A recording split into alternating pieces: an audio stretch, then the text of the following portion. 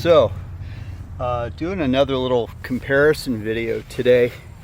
I decided to redo the front brakes on my Model A, and I thought it'd be a perfect time to do a comparison from the 28 Model A to the 28 Chevrolet on the front brakes and kind of how they work differently. There's a lot of great Model A restoration and brake videos on the internet, and I specifically just want to show you the comparisons between the two front braking systems. I went ahead and did new shoes, new drums, some new brake parts, new lever, just to kind of refurbish things. Oh my gosh, Sarabi, stay away from the camera. So this is my new cast iron drum here. I don't have the bearings in, so just kind of show you what it looks like slipped on. At first glance, so you've got the Model A 28 Chevy right here. They look pretty similar, but there's some major differences between the two. The Model A, I guess I'll just go from the front to the back. The hubcap on the Model A goes right there on the wheel, whereas the 28 Chevy, that hubcap, oh, hi, I have several Basset helpers today. Out, Noble. Come on, buddy, let's go. Come on, let's go over here. Come on, good boy, over here, good boy. The 28 Chevrolet, the hubcap screws right onto the hub. You can see there's some, oh, Noble. I'm gonna have to take these guys inside. Oh, man, okay. Come on, out, go. Come on, over here. You stay over here. You stay. He's 11 years old. He gets to do what he wants. Anyhow, so the Chevy has the hubcap on the hub. The Model A has the hubcap on the wheel. The disc wheel on the 28 Chevy mounts right to this plate. So when you separate them, well, you can take off this, pull the outer bearing, and pull the hub and the wheel all at once. It's easier to do it that way. The Ford is actually a lot more like a more modern car. It's easier to take the wheel off, to demount it. Getting that disc wheel off of here can be a little bit of a pain. It fits really tightly.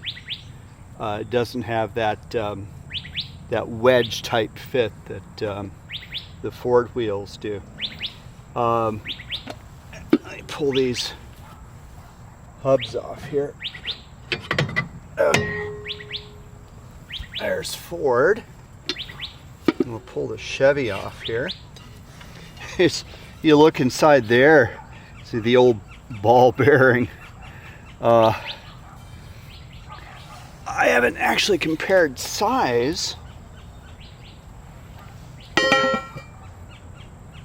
They're almost the same size, you know, thickness and so forth. Of course, this is a 28 AR.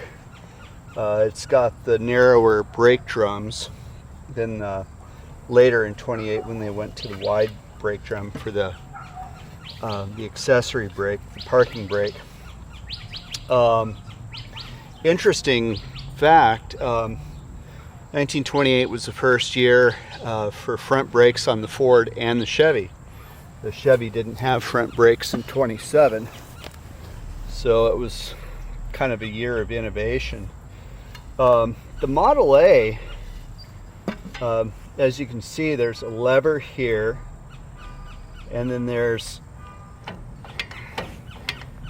a rod that has a cup, and then it pushes another rod down for this wedge, and this wedge pushes the shoes out to do the braking. It's really easy to do that by hand here, and especially since I have all new parts in there now, it's working a lot better. Oh, I gotta fix that still. The 28 Chevy has one spring. I'll just hang that on there. Has one spring, then it uses this cam to turn these. You turn that cam, it goes up against these two rollers, and it pushes the brakes out, like so. It's kind of a simpler construction. You look at the back. There's a rod that connects to this ball arm, and it just pulls it back when you actuate the brakes. This is an adjuster for the forward braking there, but pretty simple. You can see the old-fashioned linings that are still on here. It doesn't cover very much. These new linings, there's a lot more brake surface area there.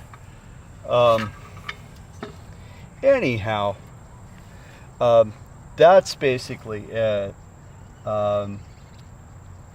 The Model A brakes, when I've watched videos, I've looked at diagrams, I found it pretty confusing, but when I actually got and worked on it, it was extremely easy to take apart, extremely easy to work on, and actually getting into it and working on it has really helped me understand a lot better how it works. So it's I hesitated initially to dig into them, and I'm really glad I did, because there was a lot of slop and play and everything. So now I can take that out, so I have a better braking. You can see my arm here is bent. I have to address that at some point for my steering. Anyhow, that's my comparison video for today between the 1928 Model A and the 1928 Chevy. Hope you enjoyed this.